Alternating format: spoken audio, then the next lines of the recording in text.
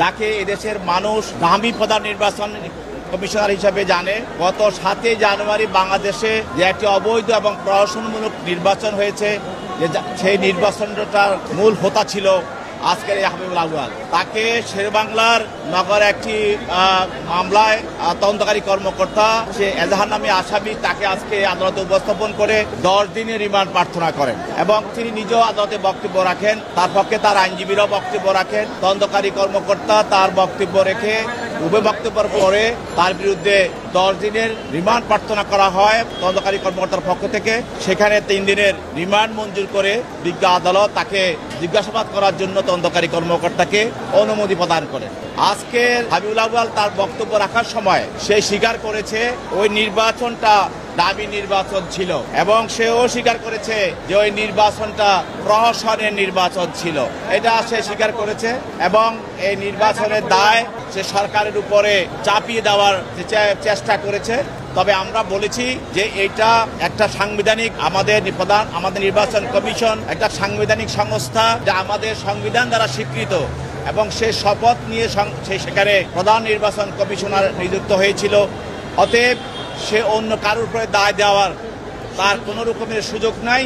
সমস্ত নির্বাচন বিষয়টাকে এই প্রশাসনের নির্বাচনের দায় দায়িত্ব তাকে নিতে হবে এবং এই প্রশাসন নির্বাচন করে সে এই নির্বাচনে টাকা আত্মসাৎ করেছে এবং সে ক্ষমতার অপব্যবহার করেছে এবং সে জনগণের সঙ্গে প্রতারণা করেছে এবং সে রাষ্ট্রদ্রোহীমূলক সংবিধান লঙ্ঘন করে রাষ্ট্রদ্রোহী কাজ করেছে এবং সে সরকারের সঙ্গে আঘাত করে ফ্যাসিস্ট হাসিনাকে ক্ষমতায় টিকিয়ে রাখার জন্য সে অপরাধমূলক ষড়যন্ত্র করেছে।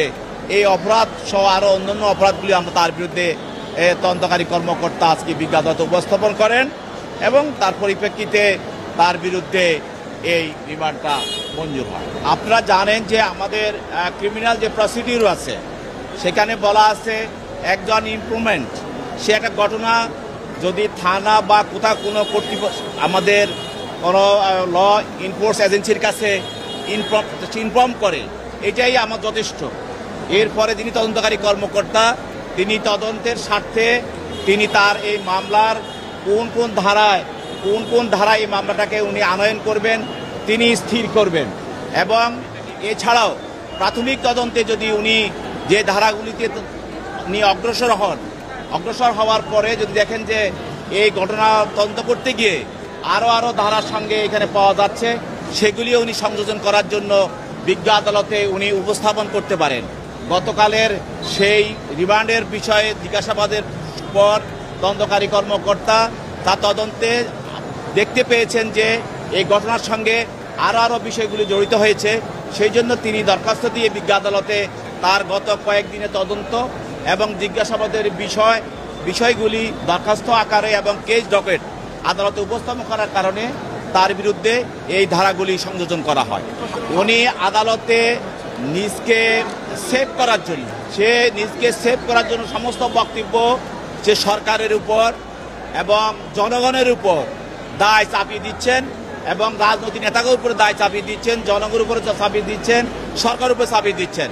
এটা সে নিজকে সেভ করার জন্য আমরা বলছি যে না, আপনার এটা জাস্টিফাই করার কোনো আপনার কর্মকাণ্ড অবৈধ এবং অপরাধমূলক যে কাজ, এটা আপনি নিজে অন্যের উপর দোষ চাপিয়ে নিজকে বাঁচানোর জন্য বা নিজের কর্মকাণ্ডকে জাস্টিফাই করার কোনো সুযোগ নাই। যেহেতু একটা সাংবিধানিক পদ, প্রধান নির্বাচন কমিশনার হিসাবে যখন নির্বাচন হয় সকল দায়িত্ব প্রধান নির্বাচন কমিশনারের কাছে দায়িত্ব হয়। রাষ্ট্রের সকল যারা নির্বাচন সংক্রান্ত কাজ সকল কর্মচারী নিয়োজিত থাকে এবং বিভিন্ন ডিসিএসপি সহ বিভিন্ন এবং পুলিশ বিভিন্ন এনফোর্সমেন্ট এজেন্সি সবাই কিন্তু প্রধান নির্বাচন কমিশনারের আন্ডারে থাকে। অতএব আপনি নিজে অন্যের উপরে দায় ছেড়ে দিয়ে দায় থেকে এড়াইতে পারেন না, এই জন্য আপনাকে এই দায় বহন করতে হবে। এবং এছাড়াও আরেকটি বক্তব্যে উনি বলেছেন, ওনাকে জিজ্ঞাসা করা হয়েছিল যে সেখানে প্রতি বছর যে টাকা দেওয়া হয় নির্বাচনের সময় প্রত্যেকটা ইনকোয়ারি যারা হয় বিচারকদের দিয়ে ইনকোয়ারি করা হয়, কমিটি করা হয়, সেখানে 20,000 25,000 করে দেওয়া হতো, কিন্তু আপনি প্রত্যেকটা ইনকোয়ারি কমিটি যিনি তার সদস্য ছিল প্রত্যেককে আপনি 5 লক্ষ টাকা করে আপনার তাদেরকে রিমুনারেশন দিয়েছেন। এইটা কেন দিয়েছেন এটা সদুত্তর উনি দিতে পারেন নাই এবং উনি বলছেন এটা আমি জানি না। আমি এক কথা বলতে চাই, উনি আজকে তার বক্তব্যে সকল কিছুতে উনি অন্যের উপরে দোষ চাপাবার চেষ্টা করেছেন এবং নিজের ঘাড়ে কোনো দোষ নেওয়ার চেষ্টা করেন নাই। এবং উনি নিজের কর্মকাণ্ডকে ওনাকে বলা হয়েছিল আপনি পদত্যাগ করেন নাই কেন তাহলে, এবং সেটার উপরে উনি কোনো ফলপ্রসূ বক্তব্য দিতে পারেন নাই। এবং শুধুমাত্র উনি অন্যের উপরে দোষ দিয়ে নিজকে জাস্টিফাই করার চেষ্টা করছেন কার্যকর্মকে, কিন্তু উনি যে একটা সাংবিধানিক দায়িত্বে আছিলেন এবং তার আন্ডারে যে পুরো নির্বাচন এবং রাষ্ট্রযন্ত্র তার হাতে ছিল, এইটাকে তিনি স্বীকার করতে চাচ্ছেন না। আমরা বলছি এটা আপনার ছিল, আপনি করেন নাই। সমস্ত দোষ এবং ঘটনা সঙ্গে আপনি জড়িত এবং আপনার সঙ্গে যারা সরকার এবং ফ্যাসিস্ট হাসিনা সহযোগিতা করেছে তারাই সবাই জড়িত।